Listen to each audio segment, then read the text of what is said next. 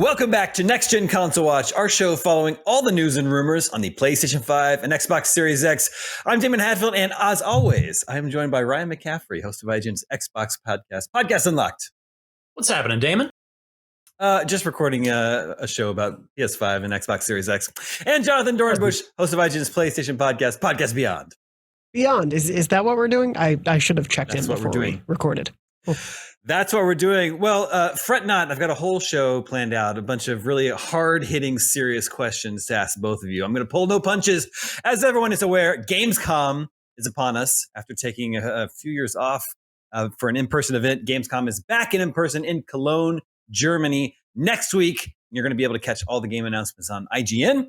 Important information here. Gamescom runs August 23rd through the 28th. You can watch our coverage on all of IGN's platforms. It includes Jeff Keighley's opening night live on August 23rd, which will be followed by IGN's post-show coverage, where we'll be breaking down all the big games that were announced. And then IGN Live at Gamescom runs August 24th through the 26th. We're going to get inside looks at upcoming games, interviews with developers, exclusive looks at all your favorite, most anticipated games on the horizon. So lots to look forward to, and it's about that time for a prediction show. Here's some predictions, as well as some things that we know have been confirmed for Gamescom. Jonathon, any idea why PlayStation might be sitting out the show this year? I think PlayStation has been very selective about where it goes to showcases, especially in this, pandemic era. Once they backed out of E3, even beforehand, they've been very much on their own kind of beat and pace when it comes to revealing games, whether through their own showcases or PlayStation State of Plays. And we know what they're up to this fall. We've got The Last of Us Part 1 a week after Gamescom, and then God of War Ragnarok on November 8th. And they probably think they can just do those whenever they kind of want to show them off. So I think they probably just wanted to keep the focus on that for now. And then, I'd still love a fall showcase from them. But if we get anything else, they'll probably do it on their own terms. Well, there will certainly be some, third-party games that you'll be able to play on your PlayStation 5 at Gamescom. And one of them is Hogwarts Legacy. This is a game that was recently delayed until February next year out of this year's holiday season. Jonathon, what's next to show on Hogwarts Legacy? Have we actually gotten a full gameplay demo on this one yet? We did. We got, I believe it was billed as a state of play around Hogwarts Legacy. And so we know that PlayStation's kind of handling a bit of the marketing here. So in a sense, this is one of the things PlayStation sort of has there, but of course it's multi-platform. We got that, I think, 10 or 15 minute showcase of gameplay a few months back, but it's been relatively quiet other than a GIF here or there of things about it. I think the things people want to know, we saw common rooms and we saw some of the story level stuff. I think people want to see kind of what the flow of gameplay is going to be like, or what it's going to be like to live in Hogwarts while you're experiencing the game. So I think people definitely want a deeper look at this game before we get there, and I imagine this one's going to be one of the bigger games there for a lot of people. Yeah, I think for sure. And then another big game that is confirmed, actually one of my most anticipated games that's still coming this year, is Callisto Protocol. Yeah. It's a game we got our first real good look at summer, during our Summer of Gaming event back in June. Jeff Keighley is confirmed to have this one on opening night live. I don't know. We actually did get a really extensive gameplay demo at this a couple months ago.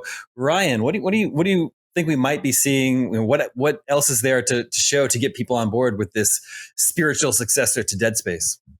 Yeah, you're right, Damon. In fact, you're reminding me that Glenn Schofield and Callisto Protocol got like way more stage time on Summer Game Fest with Jeff Keighley than anything else. And justifiably so. It's a big game, the return to survival horror for Glenn, who co-created Dead Space. And I guess maybe you show the opening minutes of the game. Maybe you've got a nice sort of cinematic cutscene trailer of some kind. But you're right. We did get a pretty meaty gameplay demo already. Maybe you show off a boss fight if it has traditional boss fights of some kind. I'm not sure. But I'm not going to complain about seeing more Callisto Protocol, although I do urge you to be cautious in your wording there, Damon. You said very confidently that game's still coming out this year.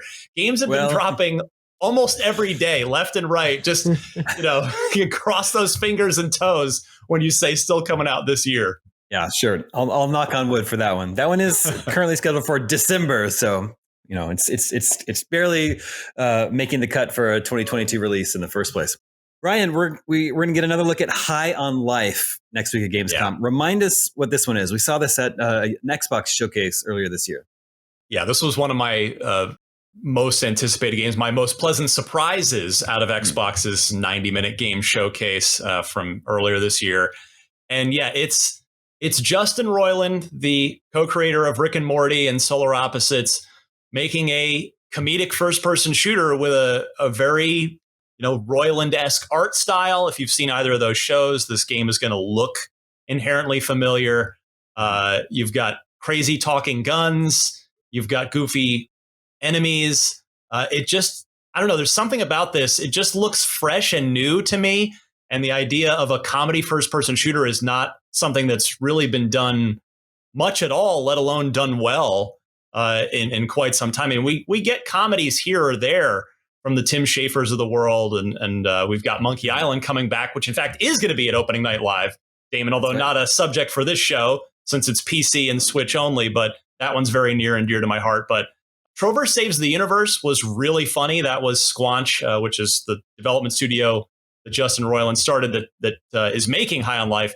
They did a great job on Trover, and I'm just really looking forward to this one. This is an Xbox exclusive out this fall, knock on wood, and we know we're getting that gameplay demo of it. So I really want to see more of this and what it's actually like to kind of play through a mission on. Mm-hmm.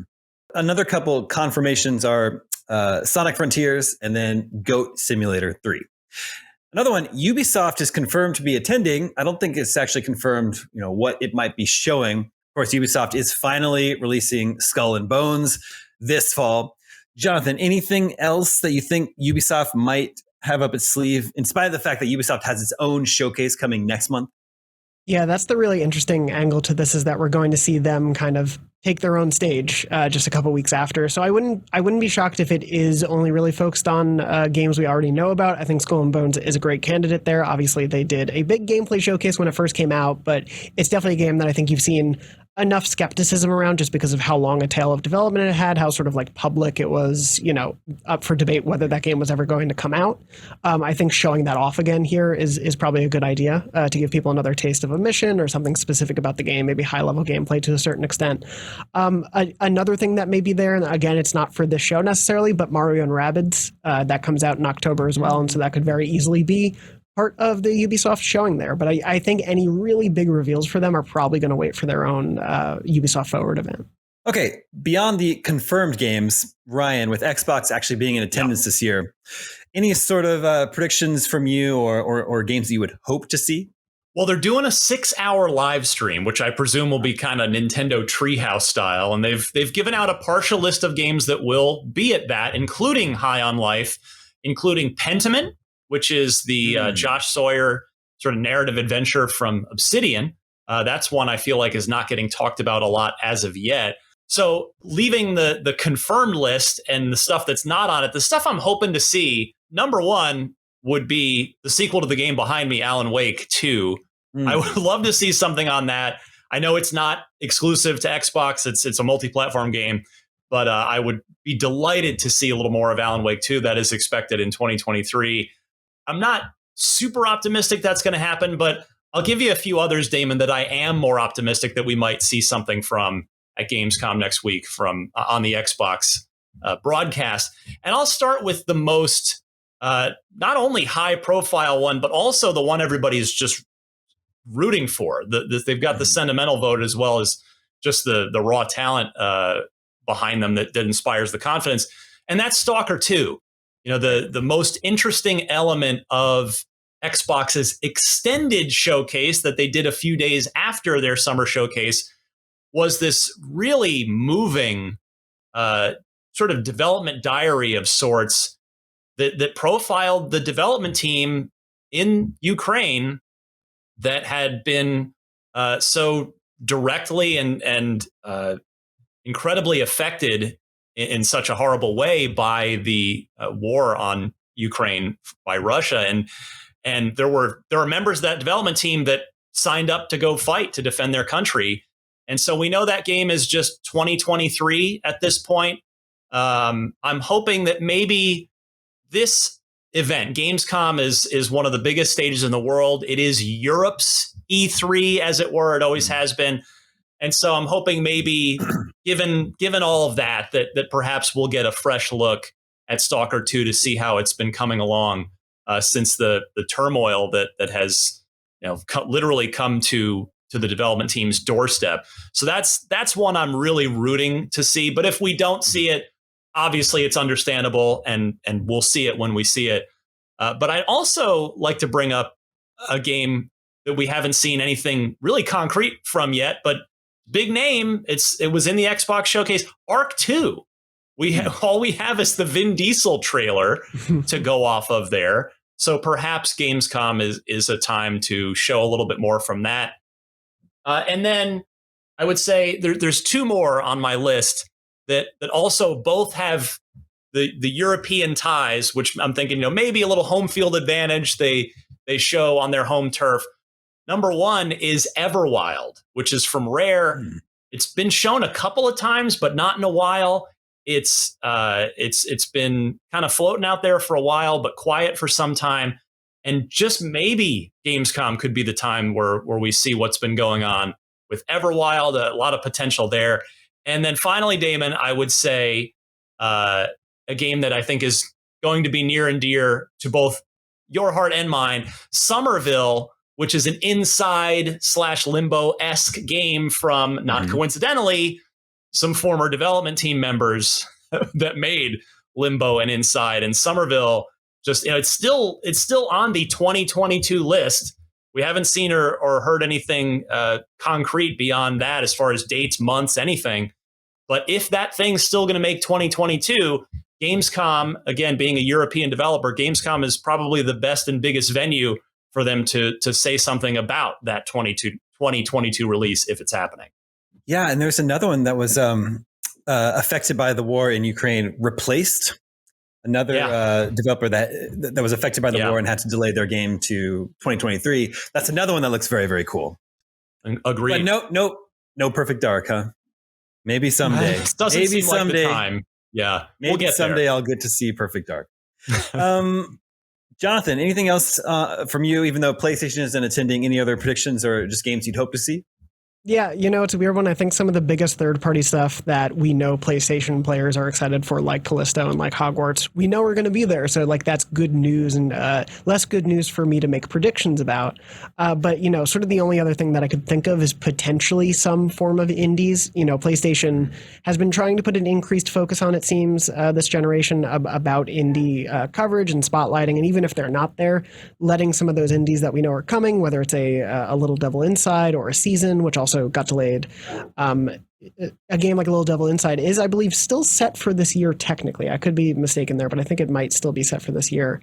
And so those are games that, especially if we don't know if or when a PlayStation showcase is coming, could deserve a spotlight here. And I'm sure is something that those games would love to have that stage. I think, especially looking back at Opening Night Live and other things that we've seen in past years, some of those indies getting a great spotlight, no matter what console they're on, is a really great opportunity for a show like this to do. So I'd love to see games like that. I'm not, similar to Ryan, I'm not expecting the moon or anything. I'm not shooting for the stars here, but I think there could be potentially some really cool smaller games on the horizon that would be worth spotlighting here. Yeah, Jonathon, would you agree that with Stray out now and everybody really, really, happy with that game, PS5 is kind of lacking an upcoming indie darling, I think, that everyone's sort of looking forward to. It seems like Stray was that for a long time, but now it's out. Yeah. Stray took so much of the conversation around. I think just this week we got Rollerdrome, which is really phenomenal. It's really worth playing. If you haven't played it, I definitely recommend it. But yeah, Season was going to be the next upcoming one. That was going to kind of be the fall one, but they had to push it out of the way, unfortunately. We are getting the port of Tunic, which I know Ryan has praised quite a bit here. So that'll be 9 out of 10, IGN.com. Yeah. But I think, honestly, Season or Little Devil Inside could kind of be that next one. Little Devil Inside, we've gotten at a few state of plays, and I think people really like what they see of it. But then it just goes for long gaps of not hearing about it. So if that game is coming out this year or next year, getting a check-in with that game, I think, would really be exciting for a lot of PlayStation players. Sure. Agreed. Okay, well, our Gamescom coverage kicks off next Tuesday, August 23rd. You can catch it all wherever you like to get your IGN. We have the results of last episode's poll. We wanted to know, which franchise would you most like to see resurrected on a next-gen console? And the winning result was, Jonathon, Twisted Metal. A series that's been dormant, I think, for 10 years. Is that right? The last one was like 2012-ish. That sounds about right. But, we're on the cusp of a comeback with a Peacock TV series. Yes. With actually a lot of talent behind it. It's both in the writer's room and on screen. I think there's a lot of big names involved for that show. And I think the expectation has kind of been, well, that must mean they're doing a game too, because it seems such a random one to have a show for at this point in the PlayStation, ecosystem. So people may get their wish sooner than later. Yeah, I think a lot of people will be hoping for a new Twisted Metal game. Like The Last of Us is getting a show, but there are still, Last of Us games actively being released now. Where is Twisted Metal? It does seem like a strange fit for a TV show with no new game on the horizon. Yeah. Then, unfortunately, Ryan, the losing result from the poll was Fusion Frenzy. Just not a lot of love. Miranda Sanchez will be very sad. She does podcast Unlocked with me every week, and that is one of her nearest and dearest favorite games. So yeah, she'll be a little sad to hear that. And then we've got a poll for you to vote on for next episode. What game are you most excited to see at Gamescom next week? Hogwarts Legacy, Sonic Frontiers, Goat Simulator 3. Make sure to vote at IGN.com, and we'll share the results with you next week. And that's going to do it for this edition of Next Gen Console Watch. Thank you to both Ryan and Jonathan. Thank you to Alan working behind the scenes to make this episode possible. My name is Damon. We'll be back we'll be back next week, but I don't know the exact time because we're shooting and publishing things at a different time because of Gamescom. But in any case, we'll be back next week with, I think, some updates on big games that were announced at Gamescom. Until then, everybody take care.